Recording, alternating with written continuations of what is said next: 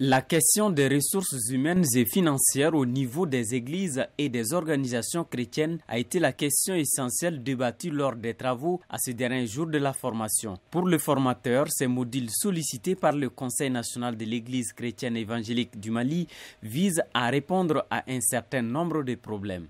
Il ne s'agit pas pour eux d'entrer dans les aspects opérationnels de la gestion des ressources humaines, mais de voir les points d'attention sur lesquels ils doivent insister en tant que leaders pour veiller à ce que les ressources humaines dont l'Église dispose soient gérées de manière professionnelle et conformément aux règles qui existent au Mali et conformément à ce que la parole de Dieu nous enseigne. Les aspects de gestion des ressources financières, là aussi on se rend compte qu'il y a beaucoup de lacunes. La gestion des ressources financières puisse se faire sur un certain nombre de bases, la transparence, l'intégrité, la traçabilité pour que toutes les recettes qui se font et toutes les dépenses qui se font aussi puissent être traçables et que cela puisse aller dans le sens de l'épanouissement du corps de Christ. La répétition est pédagogique, dit-on. À travers cet atelier, les participants sont sûrs qu'une nouvelle ère souffle dans la gouvernance de l'Église chrétienne évangélique du Mali.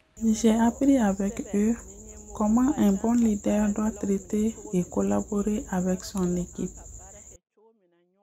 Et cela m'a aussi plu.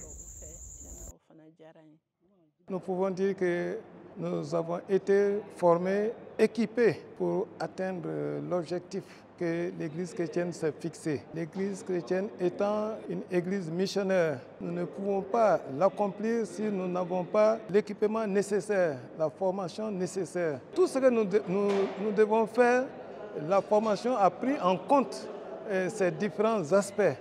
Je vous remercie. Le formateur Tirfon pour tout l'effort qui a été fourni pour aboutir à cela.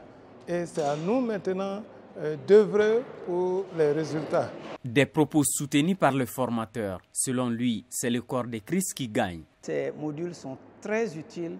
En fait, ça leur permet de se donner une perspective par rapport à leur rôle et par rapport à leur impact sur les différents comités, mais aussi au-delà des comités, l'impact sur la communauté tout entière pour pouvoir amener le corps de Christ vers l'avant, vers le progrès, vers l'excellence. Cette formation a permis aux différents leaders d'être plus conscients de leur rôle, de leur responsabilité, mais surtout d'être plus conscients de leur impact à faire sur la société malienne et sur les églises maliennes. Il faut noter que la présence de l'ONG Terfon aux côtés de l'église du Mali, surtout dans le cadre des formations, a été beaucoup saluée par les membres du Conseil national de l'église chrétienne évangélique du Mali.